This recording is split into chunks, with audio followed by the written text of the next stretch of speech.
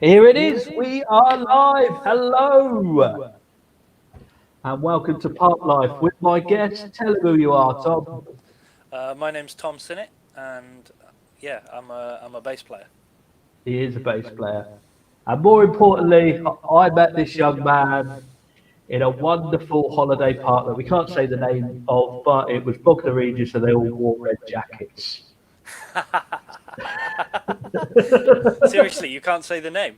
But well, you could say it was obviously Butlins, weren't it? I just don't want to give them any free advertising.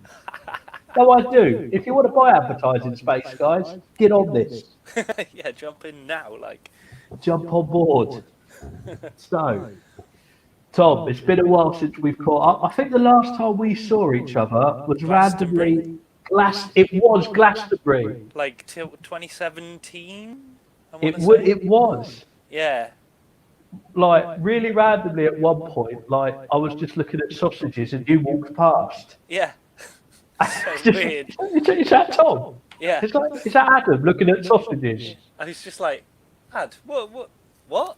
I mean, there's like 200,000 people there, so chances are you are gonna possibly bump into someone you know. Exactly.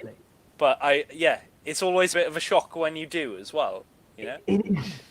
And that's the joy of Glastonbury. The people you bump into are never the people you expect to go to Glastonbury. Yeah, It's always sort of like, that'd be next door neighbour. yeah. It That guy is cuts my weird, isn't it? feet. Madness.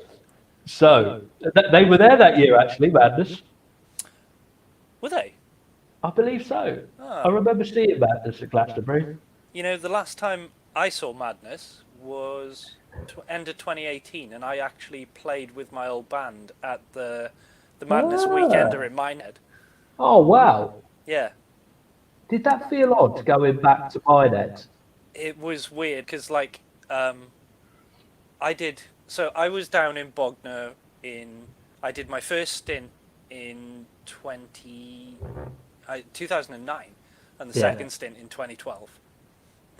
So I did 9 months in 2009, while I was sort of taking a year out from uni, and then went back, and yeah, did that, and then with this band that I was touring with, who are called Tankers the Henge, Yeah.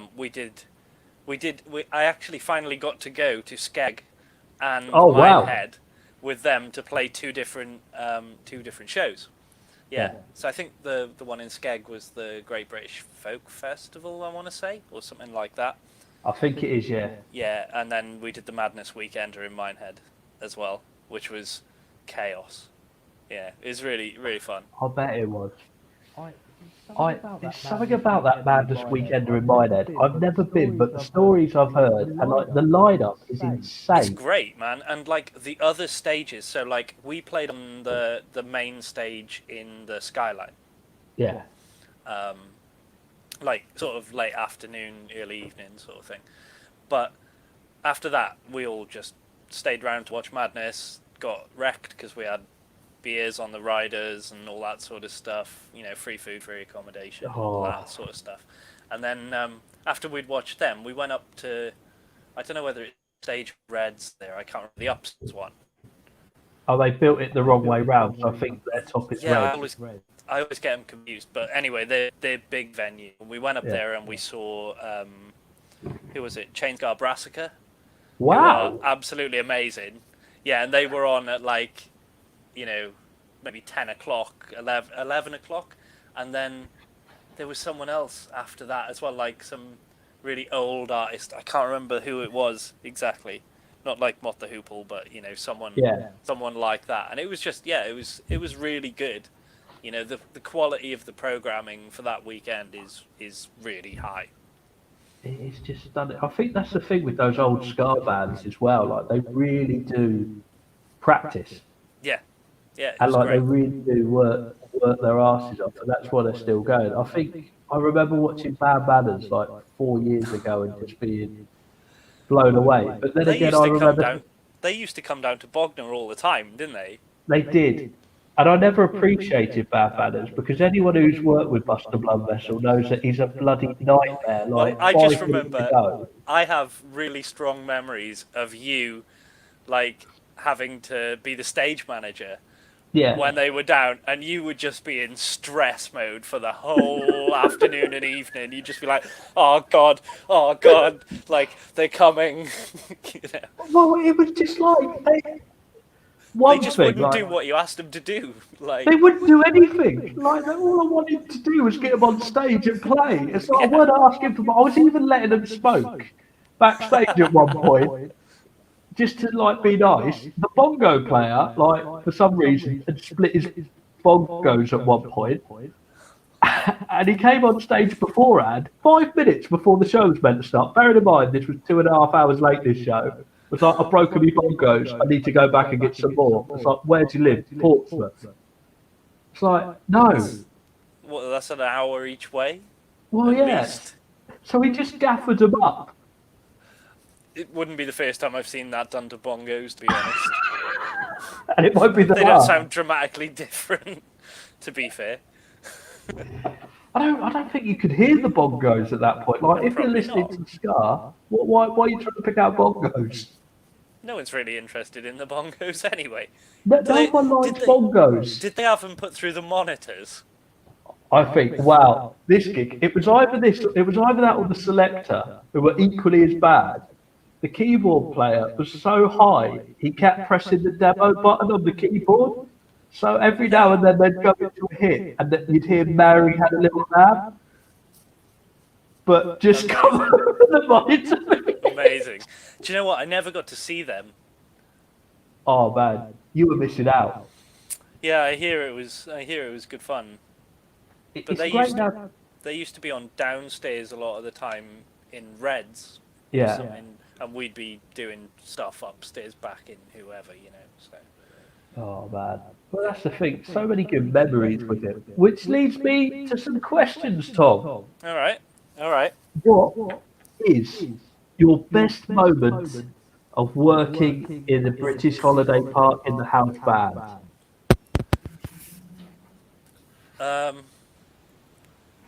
I think the funniest for me was we were doing a show, like one of the in-house shows once, and I think what was the one where we were on like a huge riser, like maybe 8 foot, 10 foot high, and they had the tube train. I can't remember what it was called. Sound of the Underground. That was it. Yeah. That was So- it. We were doing that, and obviously everything is synced. So you've got like the video on either side of the stage and all that sort of stuff. But Yeah. you've also got the music, like the sort of backing tracks with like sound effects and all that sort of stuff. It's all synced up, right? Yeah. And I don't know what happened, but there was an apocalyptic failure of the track. And like I was absolutely howling because the musical director, just the look of fear on his face when he realized what was going on, you know. And like, you know, we're pretty well trained musicians, you know, Yeah, like definitely. Tony and Dave, the guitarist and drummer Yeah. at the time, they were spectacular. Like David studied in like LA and Oh, stuff wow. like that. You know, he went to the Musicians Institute or MIT or whatever the big place in LA is called. And Tony was like this, you know, ridiculous guitarist. And yeah, I just remember laughing my head off and being like, this is hilariously silly, because suddenly all the extras that would be in the music was just pared down to like 4 people. And of course, I'm just a bass player, right? So Yeah. I can only play one note at a time and do my job. Tony can do his guitar parts as per usual. Dave's playing drums.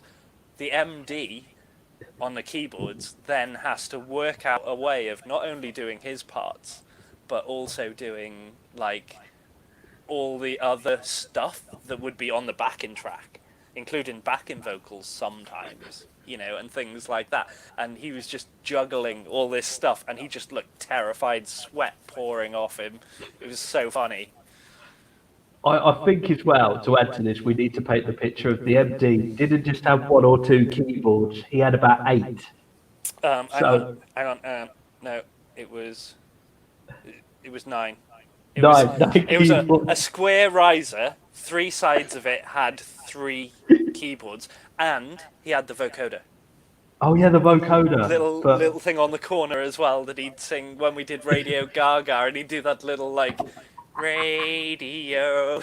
Radio. Yeah. Oh man, I used to wet myself like. I can tell you this now because we're miles away from it, but we used to deliberately put it up in the mix on the front of house when they played that. That makes me really, really happy.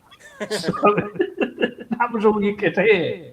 I think at one point they cut the rest of the band just so you could hear radio and then get back into it. That's amazing. It didn't sound good though. It sounded like it was from Tandy or something. Yeah, it probably was. Like, he didn't have a keyboard, like, to my knowledge, of all those 9 keyboards and a vocoder that he had on that stage, right?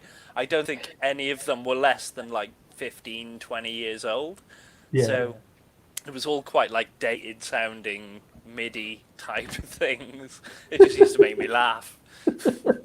And he was so loud. Oh, Like, it was. I remember, you remember Pickett, the monitor engineer, right? So he once, it might have been him or it might have been Mike, actually. One of them had a like decibel meter in the monitor booth down at the side of the stage, and he measured the volume level on stage because it was horrifically loud, and because the MD would turn himself up so loud, like he had his own PA system to just put his monitoring through. So I think he measured it, and it was like 130 something decibels at the side of the stage, which is like louder than a jumbo jet taking off. 95 is like the maximum. Yeah. Oh, this was like way over that. Like, it was hilarious. Yeah. So. With his keyboards as well, because they were on that riser and he never took them down. I remember having to clear them for, I think it was a Nickelodeon roadshow or something once, and it was me and Colin with this bit of rope where we tried to move it out of the way, and Colin slipped, and he just ended up like 4 keyboards falling off. Oh my god. It was tragic because like it was like, oh no, we've touched. No. Oh man. But just watching a band like surrounded in keyboards was beautiful. If only they were on at the time just to hear that. Boom. but sadly not. Yeah, sadly. it was great. Do you remember once for a joke me and Tony we printed off a little A4 sign and stuck it on his keyboards with a bit of crappy clip art that just said, "Forgive me, Father, for I have sinned." I do remember you did that. Just taking the piss. It was amazing. He was great though. I remember once we were sat backstage and he came back and he was telling us about the new Boys to Men album. And he said this line, which still makes me laugh from time to time, going, well, they started off as boys, but now they're men. Like, we're talking about Boys to Men. That's generally how growing up goes anyway, mate. Do you know what I mean? Somehow. To be fair, Boys to Men are drilling. So they are pretty good. Yeah, they're sick. He was a character, man. Like, yeah, he was a real character. I hear him come up quite a lot in conversation of recent with certain people on the circuit who mention him quite a lot. Really? Yeah, not like so he's still out there. What a legend! Do you know what? It's people like that that make the experience worthwhile. I mean, he was an absolute workaholic. Yeah, definitely. You know, for sure. And he was always doing stuff, even when he wasn't in work. You know, with us doing the shows in the evening, he'd always be doing stuff in his studio during the day, like MD and stuff. I mean, that's how I met him in the first place. You know, that was how I got the job. Oh. So, I was a student in uni in Birmingham doing my degree, and I got offered a job doing panto as a dep for a mate of mine who was also on my course. He'd been offered it, and it was like 7 weeks of panto, and he was the MD for it. And I was like, okay, cool, I'll do it, fine. And we met, and that was it as far as I was concerned. Anyway, so I got to the end of that year of uni, decided to take a year out. Went back to West Wales for from like summer until Christmas, and and I get this. I was actually working another panto the following year then, and I get a call off him on my birthday. I remember. So my birthday is 29th of December, right? And if you are listening, people, just so you can send them stuff. Presents gratefully received. Like, and I got this call, and he was like, "Our bass player has just left. We need someone to do the next year or whatever, or like at least we need someone for a part of it." So he was like, "Would you be up for doing it?" I was like, "Yeah, I've got nothing better to do. I'm just in West Wales working in a pub and practicing 8 hours a day when I'm not working, you know." So 2 weeks later I was in Bognor. And or 3 weeks later or whatever, and it was like, panic on. I was like, where the hell do I live, or any of that? And actually, and then he was like, oh no, you don't have to worry about that. We've got accommodation on site and stuff like that. I was like, oh, this sounds like a pretty cushy deal. And he was like, I remember him saying to me, because you're self-employed, not PAYE. All the musicians are self-employed, all 4 of us.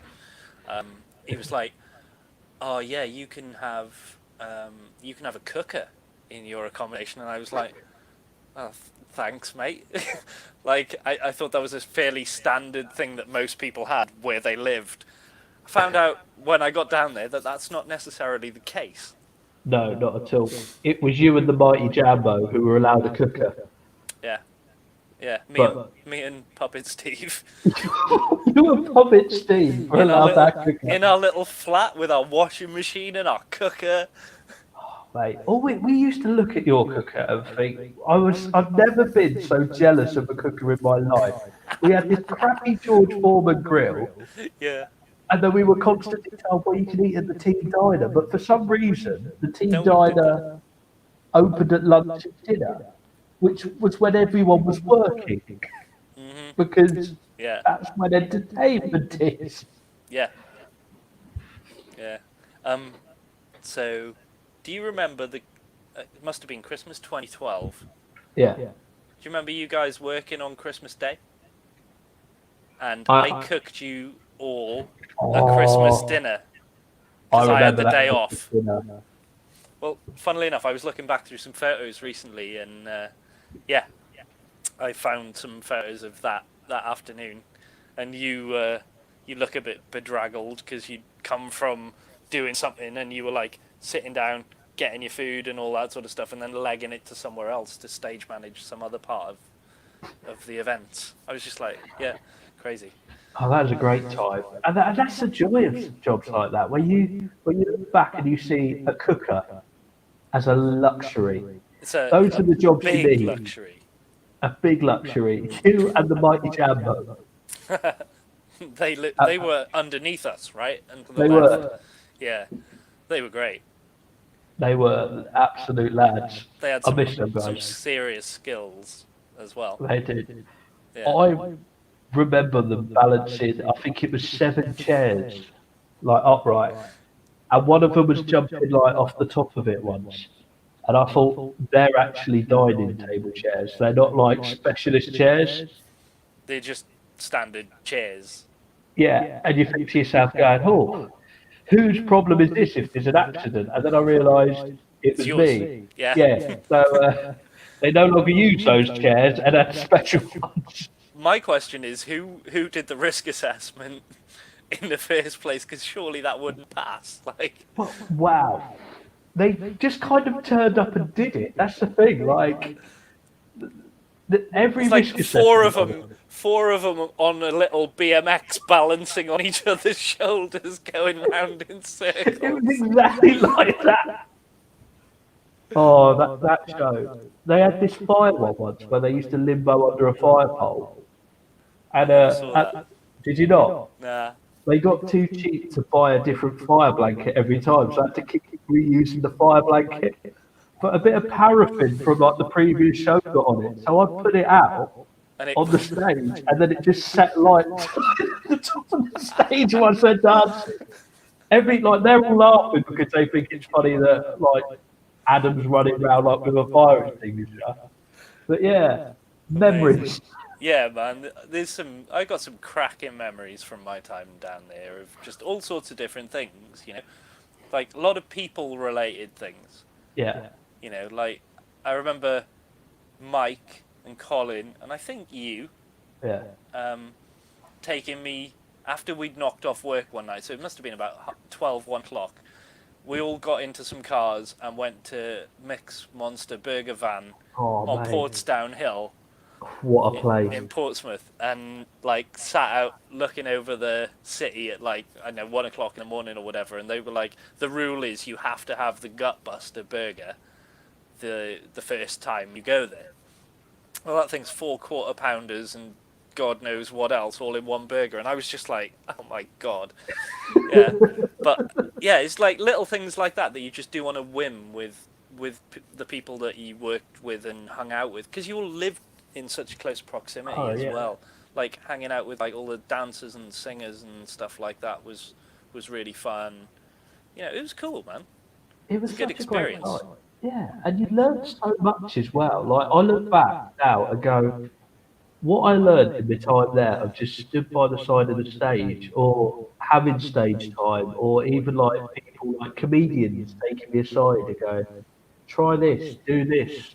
Just It's being like, able to pick the brains of people oh yeah, that were doing what you sort of wanted to do, and yeah, had a bit more experience. It's really cool. It's great. yeah. And that's the thing though, isn't it? What job can you just like pick someone's brain and go, how do I make a career out of this? I mean, Man, no one ever mentioned COVID, but yeah, other than that, it was fine. it's mad. Like I was thinking back to this recently. So I was probably 21, 22 when I first went down there, Yeah, and all my job was to play bass. 5 to 6 nights a week. That was it. How many jobs like that are there in the UK? Like, none. for a young musician to sort of get the experience of sight reading new music pretty much every night, and having to do it to a professional level and just, you just go. It's like that doesn't happen. There's not many places like that now. It's sad when you think about it, like because like similarly, when I went onto the comedy circuit, and it was around the same. It would have been that year you made the Christmas dinner that I decided to make. It wasn't your Christmas dinner that inspired me, but I remember that year being quite I a big year. I remember you talking to me and saying, like, I think I need to make a go of comedy now. Like, Yeah, I really feel like I'm in a place to sort of start springboarding forward. exactly. And I remember we had quite a deep conversation due to whiskey. Always due to whiskey, mate. Always due to whiskey. or Okay. or due to like Scotch eggs on a midnight walk to Tesco.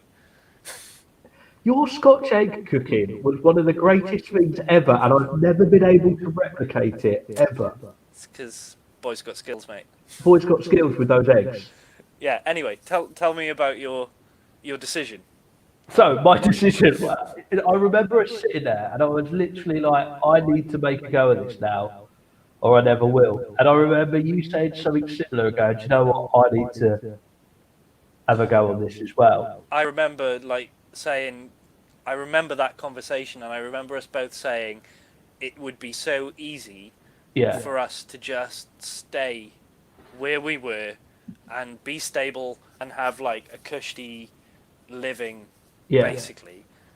But I felt like I had aspirations to do other things as a musician with like original music and stuff like that, and you wanted to create your original sort of comedy things, and yeah, you know, I think it was great that we both went there and we got those experiences for the time that we did. But I think it was a good thing that we decided to leave when we did. exactly. I think so. I think you learn so much, and it's a shame to keep learning and not progress and take that somewhere with you. Yeah, yeah, for sure. I think in life, Yeah. which leads us to another question as well. All right. What was the best act you ever saw on stage? And you know what's coming after this? The okay. Best act I ever saw on stage there. Oh man, there was loads that I really enjoyed. Like apart from the fact that they were real quality musicians. Yeah. Do you remember there was probably the tribute band with the best name that I've ever come across? Earth, Wind for Hire. Yes, I remember Earth, Wind for Hire. They were great. Like they were really good. I'll tell you something amazing about Earth, Wind for Hire.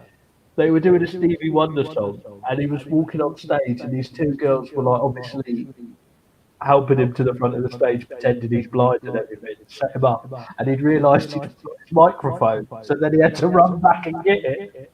Was that? Completely ruined the illusion. I think I was playing bass on that I think gig. you were. Because I remember laughing my head off. Like I spent so much time laughing Oh, same. when I was working in those venues. It was great. Yeah. And like all the crew guys like you lot were really good as well. Yeah, in terms of like best artist or whatever that I got to play with, like I was saying to you before we started, probably the most enjoyable one for me was Bucks Fizz. Which sounds mental to say that, but it was like really, really hard. Yeah. And a real like musical mountain to climb on 1 hour's rehearsal. And I loved that. It was a really good challenge. And Well, that's it. And the payoff as well. They weren't bad. Like, I really like Bucks Fizz. Yeah. They had some Yeah. tunes. Yeah. The one that I really wanted to see, which I couldn't, because sometimes when they had like bigger name acts, they wouldn't let you into centre stage or whatever. The one that I really wanted to go and see was an old band from the 80s called Go West. Oh man, Go West are one of the greatest bands ever. Like, Mate, I am still gutted that I didn't get to see them. Although we'd played the set before them, and I literally nearly steamrolled the singer as I was coming out of the venue. Like, I had my guitar on my back and everything, going down the fire escape. And he was coming up, and I pushed the fire door open, and he was just there. Like, yeah. Oh man, they're doing the Royal Albert Hall next year with Cutting Crew. Are they? Yeah, if you're up for it. Yeah, man, definitely. I'd be well up for that. I mean, is anyone definitely doing anything next year? Wow. I reckon you could say whatever gigs you. I'm headlining the O2 next year. I'm gonna watch Prince next year, man. Wow. I'm going to watch Queen. Madness. Oh, Yeah. them as well. Yeah. They were great. Enjoyed them. They were great. But which leads me on to what is the worst thing you ever saw on stage? Around this point, the bash usually comes up in the comment section. I don't know. I have really good memories of the things that went wrong because I just found them really funny. Yeah. So there wasn't anyone where I was like, oh my god, you are terrible, sort of thing.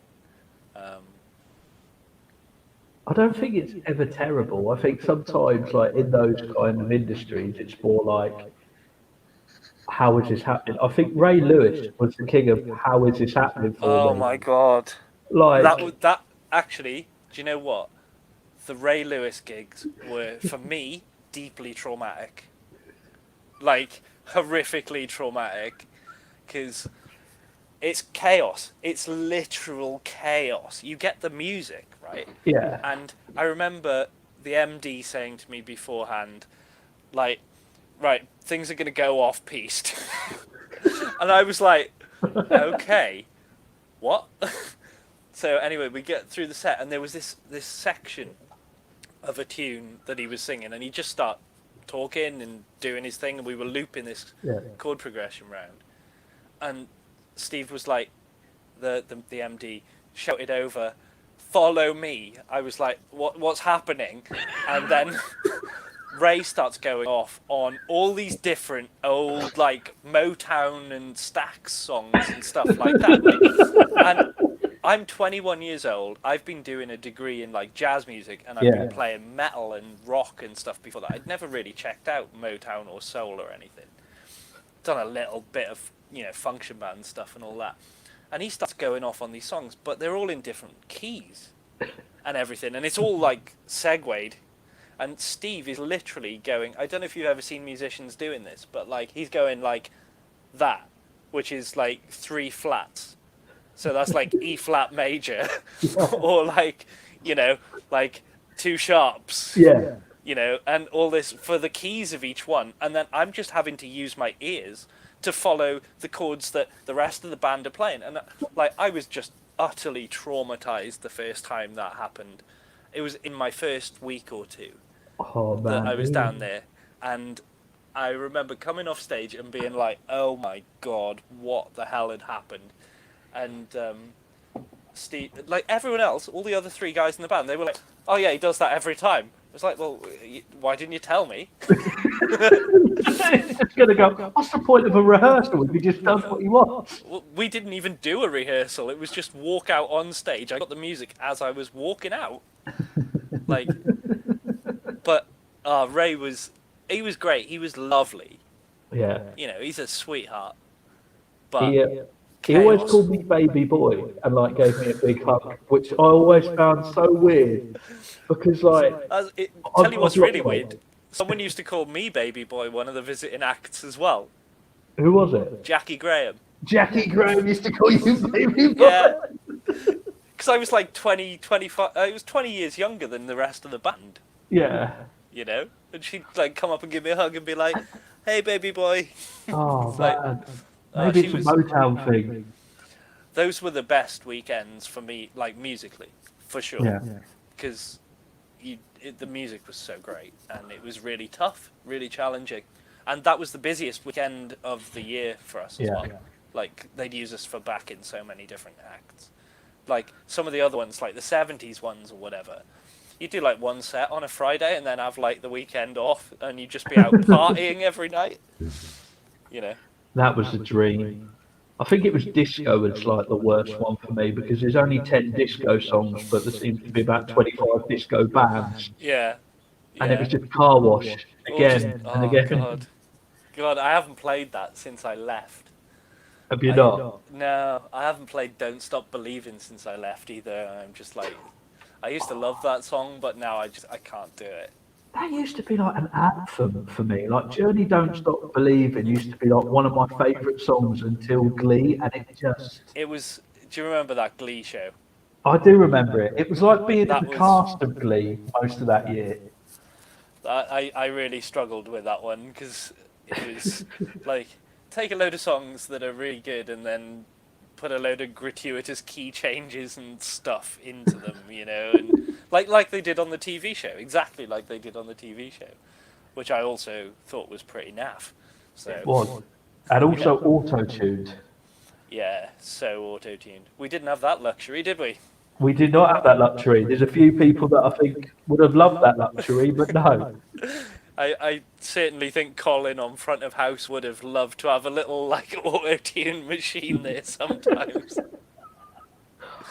I remember once we had the Cheeky Girls on, and they gave us this backing CD, and it was just the Cheeky Girls album that they bought, and like make it like a little bit less blatantly obvious that you're miming. Literally playing their CD. Playing their CD. Along with it. That's amazing. He had a $12.99 sticker from WH Smith's on it as well, so it wasn't even a free copy. If you are a cheeky girl, at least embrace being a cheeky girl. Don't buy knockoffs from WH Smith. God, we are the cheeky girls. Like their song, the big, they're embracing it. They are embracing it. but But not in the real world, Tom. Not in the real world. It's, that's what happens when you go out with Lembit Opik, mate. That's it. Lembit's ruined it for everyone. Oh, you're telling me, mate. He was a cheeky boy. He was. Did Do you the ever- dirty on the weather girl, didn't he? He With the is, cheeky girl. How does he get all the girls? Lembit, what are you doing? I don't know. I don't even think he's a particularly good-looking guy, in my opinion, but there we go. Well, he's got something to some people. Laughed him into bed. Well, apparently he's a comedian now, so... Is he actually? Well, apparently so. He's joined our side of things. He's gone over to the dark side from politics. Exactly, that's what they do. They all come over to comedy eventually. Do you have any memories of Chico? One. Go on. I found. Do you remember our dressing room that used to be closest to like the stage manager's bit? Yeah. We had that band room all the time. So I was in there one day and I found this. We were about to go on stage and I found this waistcoat with loads of like sparkly stuff on the back of it, and I was like prancing around the dressing room in it, being all cool. And the MD eventually took it off me and wore it himself. But it turns out that was Chico's. And he wore it, and then he was like, this actually belongs to Chico, I'll give it back to him next time I see him, because he was like MDing for him and stuff. But I never actually saw him. Did you I not? don't think. No. Bit of a character. He was great fun, because like he did genuinely ask what the time was at one point, without an ounce of irony, and everyone was just like literally biting their lip. Like those type of people are like gods in that way. So like Chico, back then, Keith Kegwin, all those people are like, you might as well be Frank Sinatra. Yeah. And it was just that thing. Has Chico just asked what the time is, and nobody said Chico time? Like, has that just generally happened? I don't understand how people. I don't understand how they could have resisted that. I don't know. I'd have just been like, it's Chico time! Yes! Yes, he's done the thing! Like, he's asked the question. Yeah! His greatest thing was not Chico time, it was a song called CHICO, which was just TISTO. Oh, what man. tune? That is amazing. CHICO at the DISCO. Tell you, like, I've just had a thought as well. One of the other best acts that I ever saw was, you remember the girl with the dog from Britain's Got Talent? Yes, I know exactly what you're saying. Go on. Right. Do you remember being backstage? And like we were sort of chatting, and the dog was there, and she just went, "Go to the dressing room," and it went like it knew which dressing room it had to go to and everything. She just, go to the dressing room. Off it toddled all the way down, past three open doors, and then into the one that it had to go into. And I was like, "What is this?" They were really good. They were really good. Do you remember when we used to do that feature in Sound of the Underground, didn't we? Yeah, when we just brought someone out from Britain's Got Talent. Yeah. That's why they were there. Oh yeah. But I remember once, and I was chatting to Nick Palmer about this the other day. He was backstage under like this staging, and there was two dogs. That was the trick, and he accidentally let both go at the same time. So I went through the act. It was like one jumping through the hoop, and we just sat there like. Oh, there's two of them now. Witchcraft. Yeah, oh, that's amazing. Apparently, one of those dogs was getting on quite a bit, so they had to train up another one to replace it. I'm just remembering what was the Greek guy and his son that did the Irish dancing. Oh, Stavros Flatley. Yeah, that was hilarious. I remember doing Bogdan's Got Talent with Steve Arbottle with the Mash, and Stavros Flatley was a judge. And he said, "You have one of the greatest voices I've ever heard." And I've got it on DVD. And you know what? I look back and think, what else have you listened to that I am the greatest voice you've ever heard? In the whole world of music. Ever. This. You, mate, you're better than Pavarotti. I am. You know, like, even when you hear something, even I was going, "No, I'm not." Yeah. Be realistic, son. Be realistic. I'm average at best. You've actually got a really good voice. Do you still sing? Thank you. Pardon? Do you still sing? Yeah, I still sing. I'm working on a little Christmas song at the moment. Christmas song? Yeah. Called Christmas at Poundland. So, I was working on that yesterday. But yeah, I've done little bits. I haven't done much in ages. So, yeah. Actually, tell a lie, I'm doing a gig over Christmas on the 19th of December in Ramsgate, where I'm doing an hour of vocal set and an hour of comedy. God, you're going to be a busy boy that night. Yeah, that's it. Back what to are you the going to do? variety. You're going to do like an hour of one and then an hour of the other, or are you going to sort of like make 2 hours of a mix of both? I think I'm going to do 2 hours of a mix of both. Yeah, man. I think Bring variety is the spice of life. Do you know what I mean? Exactly. I'll get a dog, it'll be fine. Get two, mate. Get two. Magic one out of nowhere partway through the set. Has he just got a Labrador? I sure have. Does he do any tricks? No.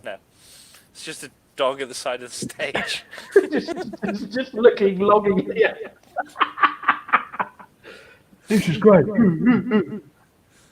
Just tied up like, I can't go anywhere. I can't move. Or just get one of those ones that you put the money in, like for the blinds, and just seal it up like the hole, and just have it there on the side. That could work. Just looking longingly. I think that's the one you want to be doing. Really is. Where do you get those? I think you've got to steal them, haven't you? Really? eBay? I wonder. I'll have a look into it. Yeah, get in touch with the charity. They'll probably point you in the direction of some old spares that haven't been refurbed or whatever. An old crappy one from the 80s, like. It's not the paint. Is that a Dalmatian? No, the paint's gone off it. It was a retriever at one point. Now it's a Dalmatian. Picturing it now, just stood there like on the side of a stage. Oh, mate. I'm up for it now. I want to do it. You got it. You have to, mate. I probably won't get booked again, but the way this year's got it, who knows? No one's going to get booked this year anyway for anything, so just do it. Just do it. Do you know what, guys? Just do it. I've got 2 more questions for you, Tom. All right, bye. Right. What was the best advice you ever got on a holiday park? Best advice I ever got was this sounds really bad, but actually it's really true and it's not intended in a bad way. The guitarist said to me, "Get out as much as you can." And you know that's true. No, I know that's true. Oh, so many crazy adventures. That day going to Brighton on the bus and it taking 7.5 hours via the coastal route. Oh man, yeah. No, it's true. But like you get into that whole, like you could just be on the site. You can eat on site. You can drink on site. Like you can do everything on site. So I used to use the days off to go and go to Portsmouth, go to Brighton, go to Southampton, go to Bournemouth or whatever, and like that was really healthy, I think. I think a lot of you guys on the crew didn't really have the luxury because they worked you really hard. Yeah, man, it was solid. Which is weird because even when I was working like 6 nights a week, I would only be working from like 5 o'clock until maybe midnight, 3 sets at most. It was easy, I'd have the whole day free to go and do stuff.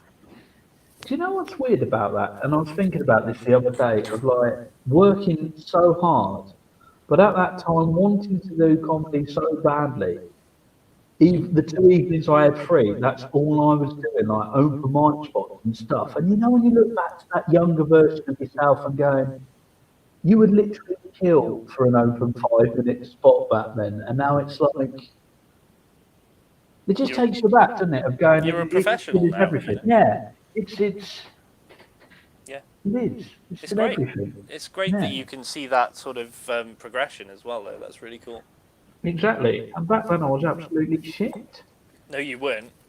No, Oh, you thank weren't. you. You've always been a funny fucker. Thank you very much, Tom. That's going on the posters. There we go. There we go. He's always been a funny fucker. Please put that, like, you have my permission, mate.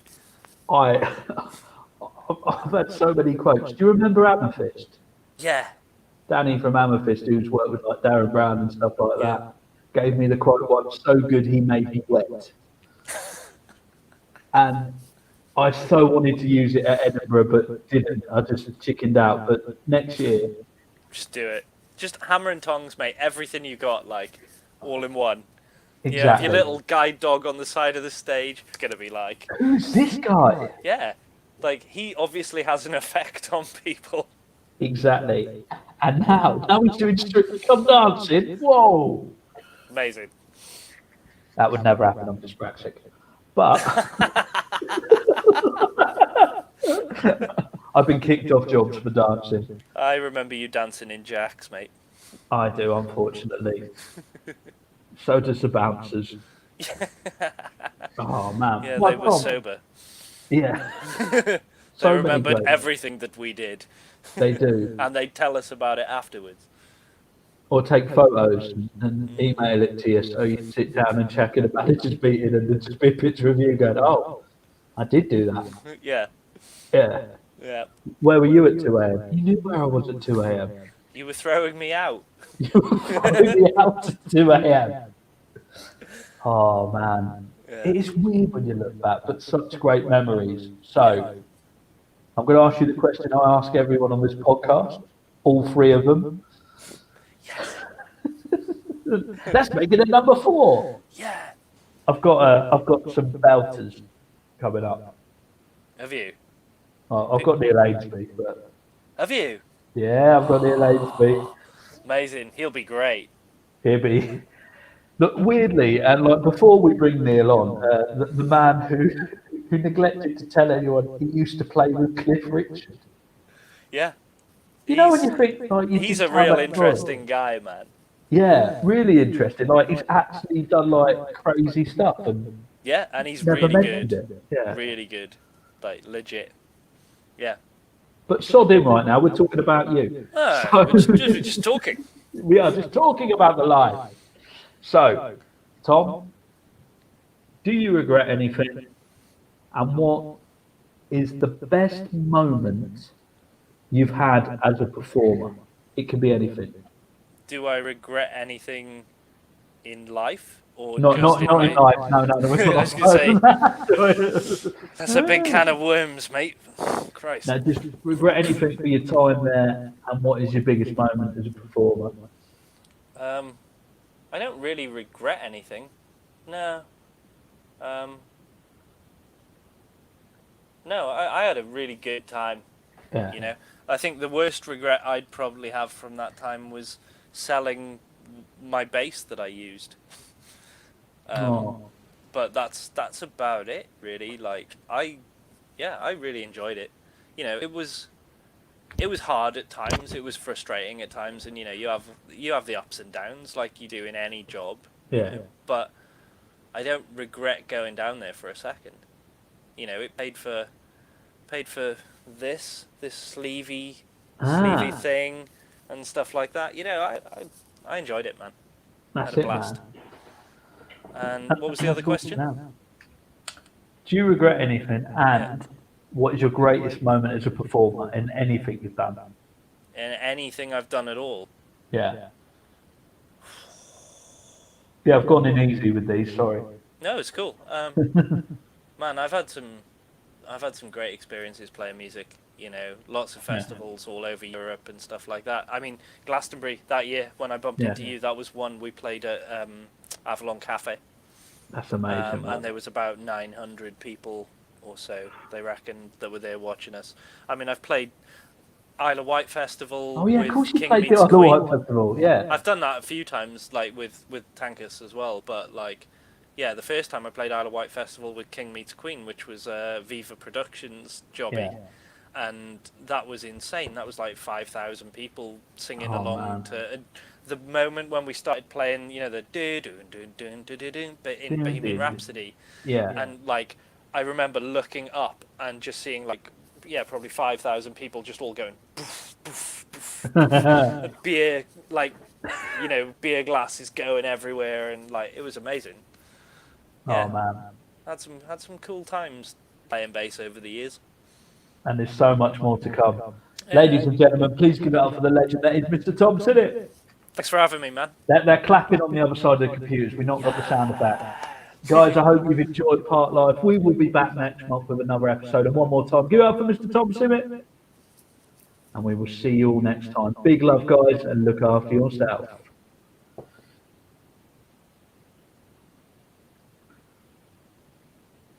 We're still live. Shall I just pull a funny face or something? You can pull some faces. Okay, we could remember those girly times. How do we get out of this, Adam? There is no way out of it. Are we stuck in an infinite loop of talking now? This loop of talking.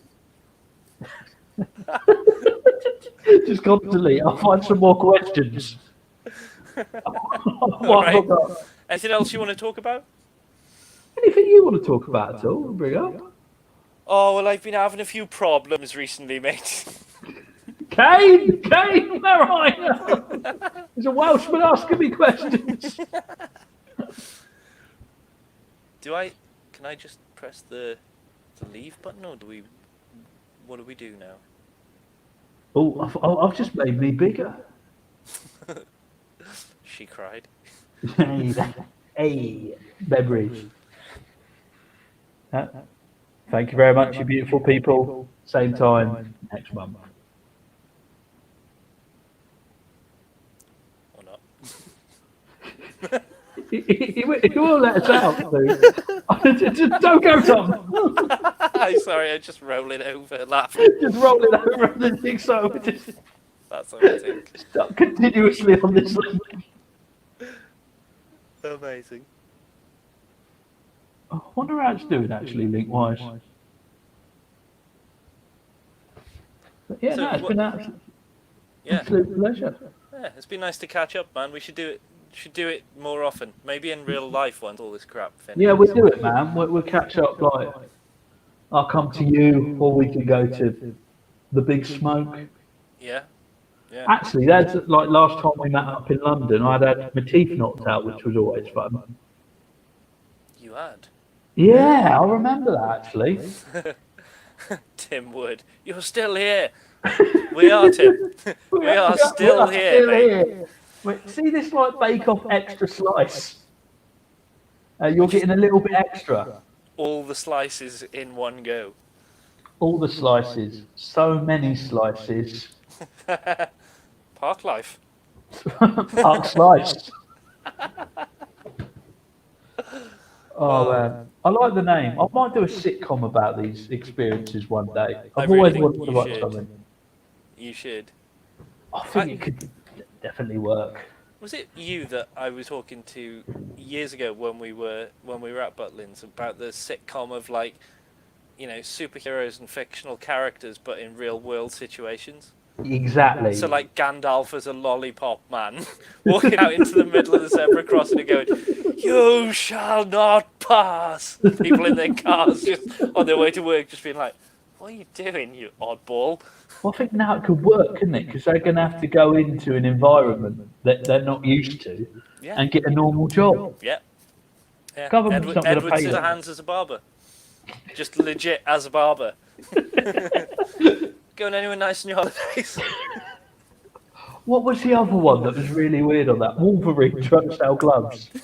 Time off. You're eating into our profits again, mate. But why did you take this job, Wolverine, in the first place? Spider-Man is a fisherman, I think, was one as well. Yeah. Not funny, but practical. Yeah. I just imagine Wolverine being like, I just wanted to be a hand model and this was as close as I could get. Just constantly. Oh man, I'm trying to. Or the other one like, was to do a sitcom called Happily Ever After, Right. which I don't was going remember to. that one. Do you know? It was the idea that a princess and like a prince, but they just having a divorce and life being really crap. So they'd like gone off, fallen in love, got married, end of happy ever after, and then cut to like what 10 years later or whatever, and they're like acrimonious divorce, and Exactly he's that. gone off with a younger princess, and They've got to divide everything up in the house. yeah, like who gets that crown's worth 200,000. It's not yours. That was me mum. She We're hated you. we're gonna have to auction it. I think that would be brilliant. I think you are onto a good thing there. That's a really good idea. No one watching this steal the idea. It could be called Happily Ever After with like a question mark at the end. Yeah, that works, man. I like it. I'll sell it to HBO. They'll probably pay a fortune for it. Yeah, I've not got a script or anything, but who needs a script when you've got dreams? You just need an idea, mate. That's all. I had an agent once who told me, who needs equity when you've got a dream? And that's just the level, isn't it? Oh my god. Who needs Did you let him represent you? Yeah, he did for 3 years. You absolute mug. He was all right, actually. He was dodgy. I'll give it that, but No shit. he got gigs. Well, that's the most important thing. Well, those are the best ones. And if anyone is watching this, go with a slightly dodgier agent because you'll tend to get more work out of them because they probably don't pay taxes. Genius. Gee, that's not what you got to do. See, that is why you come to this broadcast thing, isn't it? It's the life advice. There's people going away, hopefully young comedians going, do you know what, I'm going to do that. I'm going to pick the dodgiest agent that I can. Is that still a thing, though, dodgy agent? I've never had an agent in my life, mate. You're asking the wrong person, yeah. I suppose it's different on that side of it. Have you ever had management? You must have had. Yeah. Yeah, I mean, they go in the same category as dodgy agents, I think. Was it the same bloke? Wouldn't surprise me, mate.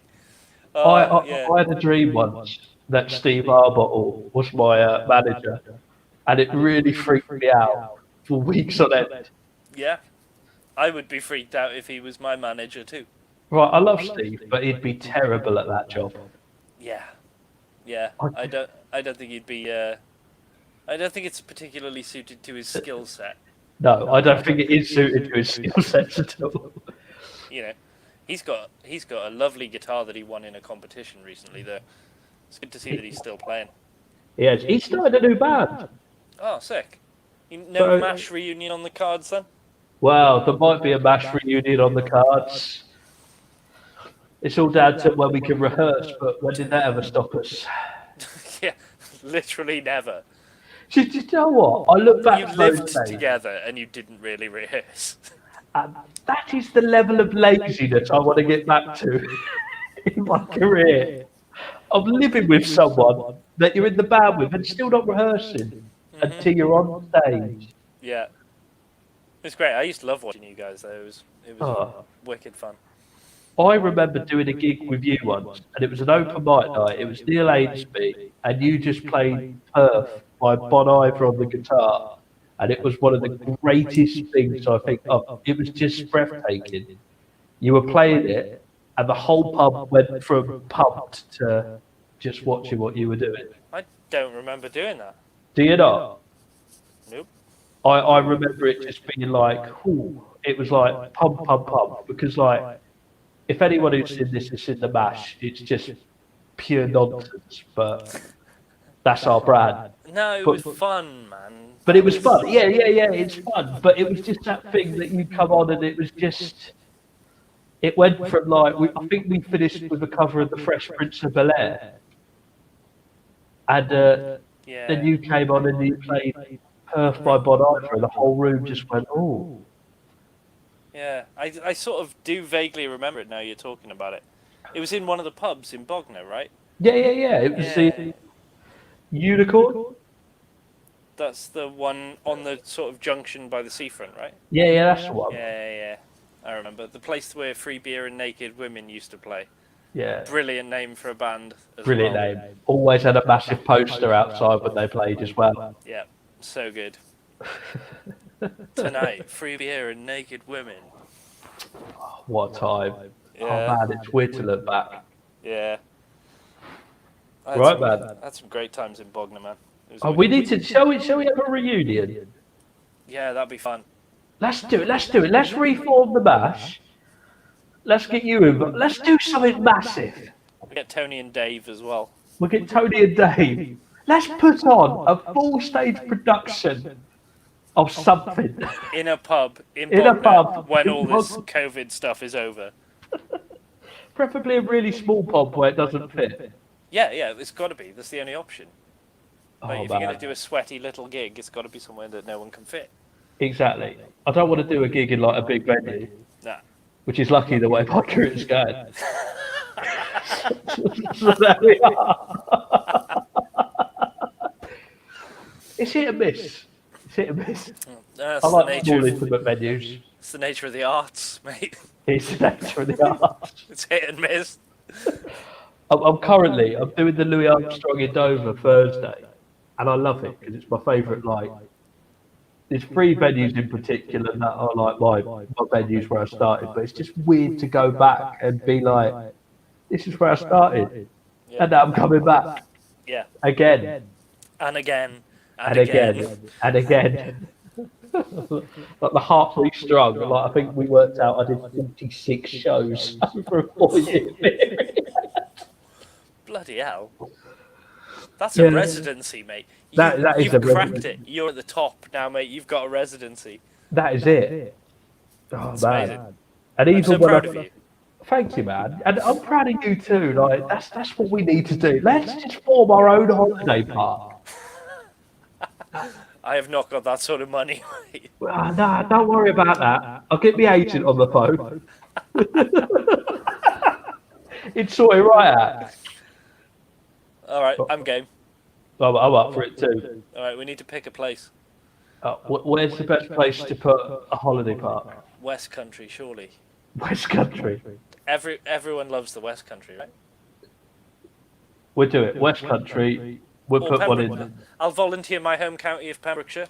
Cool. I'll take that. And Give Bluestone a run for their money. oh mate, we'll take off Bluestone. Yeah. More Easy. like Poo Stone after we're finished with them. Boom! There we go. I'm trying to. We need a show. We need like an idea for a show that we can open the holiday park with. Got it. Radio Gaga. The songs of Radiohead and Lady Lady Gaga. That's amazing.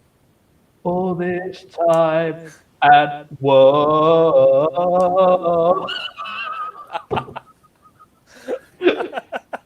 That's it. That's the where the money is. I'm surprised no one's done anything like that. Because, you know, you had that King Meets Queen show that we did that was like a mashup of Queen and Elvis Yeah. and stuff. Why not, yeah, Radio Gaga? Oh, I'm trying to think of other mashups you could do. The Beagles? Mashup of the Beatles and the Eagles?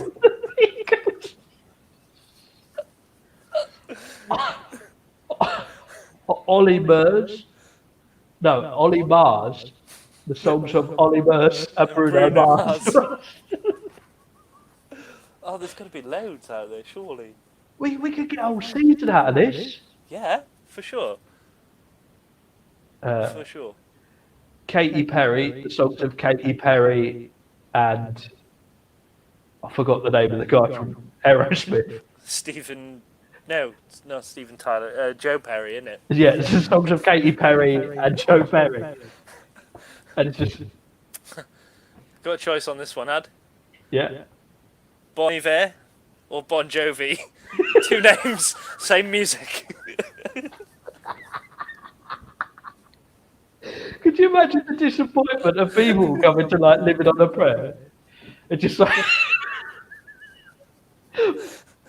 Bon over Jovi, Bon over Jovi, Jovier, Bon Bon. Bon. People just think it's a show about sweets, like a really big Candy Crush thing. Every song, the singer has to do every song with like up 2 bonbons inside their cheeks. Hot, Bon. Oh, I think on that lovely note, Tom, that's it. Right. How do we close this down now?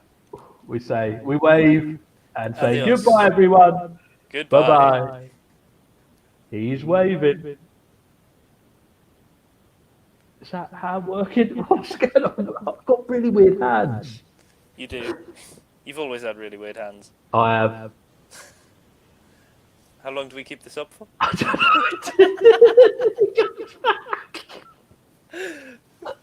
know. Oh, we'll leave the studio. That's what we got to do. We got to leave the studio, I believe. Oh, the button down the bottom. Right. Cool. So, Thanks for having Tom, me, mate. I'll let you go first. All right. Cheers, Ad. Pleasure. And guys, it's been an absolute privilege. Thank you for tuning in to Parklife with our amazing guest, Mr. Tom Sinnet. Thank you so much. Keep the love going, and I will see you all very soon. Bye-bye.